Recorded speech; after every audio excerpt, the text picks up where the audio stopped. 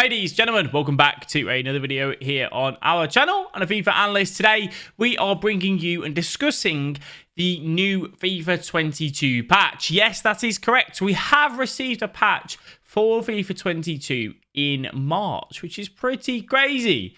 I'll give EA one thing, at least they're still adding some changes to the game later on in the cycle. We have seen over recent years they tend to not do too much after January, but it's nice to see some gameplay changes. You let me know. These videos are all about me hearing what you think needs to change on FIFA 22. Everyone has their different, I want this, I want that, this should be changed, that should be changed. But let's go ahead down below in the comment section and have a discussion there for it. That'd be greatly appreciated. But let's go ahead and dive into it and actually tell you what has changed. So right then, here we are diving into it. Some things, obviously, I will glance over because they're not really too relevant, like nighttime matches at Stamford Bridge not being displayed correctly. They've sorted that. If a significant large amount of packs were present in my packs tab in the FUT store, only a small amount of packs will be displayed until the number is reduced. This is good for content creators, League SBC grinders, or anyone that just likes to stack their packs. You now have the ability to see the correct number rather than the reduced one. So yeah, I've gone ahead and fixed that. In some rare situations, the mouse cursor could not be moved in the menus on PC. And then move it over to the gameplay side of things. That's what we're here for.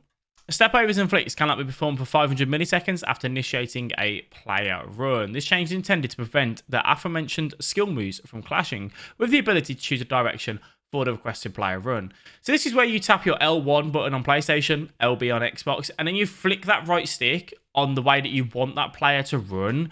So this was introduced to FIFA 21, if I remember correctly, and it was a great idea initially, but then it just meant it didn't really work. Now, they are useful, they can work at times, of course, but the frustrating thing is that sometimes you send that guy on a run, and then you want to try and pass the ball or make a turn, and your player ends up doing like a body feint or a step over, which can be really frustrating, and you can actually end up losing the ball quite a lot of the times from this. So EA have gone and changed that, saying, right, if you flick the right stick, to do these, doesn't include a ball roll. If you do a ball roll, that's fine, you can still do that. But if you just flick the stick to try and direct that run, it won't overlap with the player's run and a step over or like a body feint or something, which is obviously good to see. So 500 milliseconds after that, just be mindful of it. If you are tapping L1 regularly and then you try to do a step over, it's not going to work for that 500 milliseconds. So it is something you do need to be aware of, but hopefully this gives a bit more diversion and diversity in attack for players to be able to use the creative run feature without worrying about what their player is going to do on the ball, and hopefully will mean that you won't get caught as much either. Address the following issues. Following the activation of player lock with the input being performed at an angle, the first player switch would not occur and had to be formed again. Now, player lock is a great feature on FIFA, something that you should be utilising. This is where you press the left stick and the right stick in. This obviously here was an issue that if you were doing it at a certain angle, you would try and player switch and it wouldn't do it. You would then have to press it again. This means that players can be quicker, better and faster with the player lock, hopefully in turn making them have more diversity in attack again and just be more, just better in that attacking area. So really good to see them changing that. So rare situations when shooting after a skill move, the shot would not be as accurate as intended. Now this is, in my opinion, been around for quite a while, where you take a shot with a player and you try to do it directly after a skill move, and the game just, they do this very silly shot. It's pathetic. Like it's literally like a 4-year-old took a shot. It's not got enough power. The accuracy is terrible. Straight at the goalkeeper. It's just so bad. And I'm really hoping that this has fixed it. There's been plenty of times where EA have tried to say, oh, we fixed this after a first-time skill move or after a skill move and you take a touch or a shot. And it's not always worked. So I'm hoping they've got this one right. This one doesn't really bother me too much because I don't use the player rotation as my right stick switching option, and I doubt very much of you do either, but that's there anyway.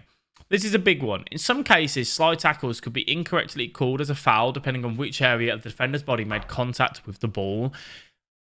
Referees this year are so it's a love-hate relationship with them. Sometimes they make these great calls. Sometimes they make terrible calls. They give a foul for the tiniest of things, but then they don't give anything for an absolute clattering. But, especially with slide tackles, there are times where you make a real clean tackle. You feel good about it. You know you won the ball, but because your body made contact kind of with it, they just end up giving a foul from it. It can be really frustrating. So I hope EA have got this right, purely because referees to me have just not been good enough this year.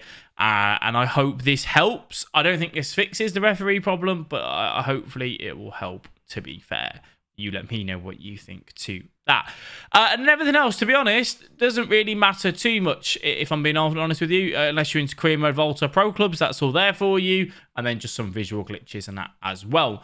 One thing to take into account, if you are trying to keep up to date with what EA are working on, what changes can we expect in the future, you can head over to their Trello board. It tells you everything that they're currently investigating. Like, for example, the match lobby ping when you're going to FUT Champs and it says you've got 1 million ping when you haven't. It's just a visual glitch. You can ignore that. But they are looking at that. They've been looking at that since the 1st of Feb. We're now a month on and we've still not got that fixed on there. Manual through balls behaving as semi-assisted. This is something, again, that they are looking into and trying to fix. And then you can see everything that's been released as well recently. So at least you get a bit of an idea of what EA are up to and what to expect in the future. So let me know exactly what you think. I did put a tweet out on Twitter asking you, what is one thing that you want to see changed on FIFA 23? I know, we're a long way away from it, but this year so far, what have you enjoyed and what would you want to change for FIFA 23? Is it something specific?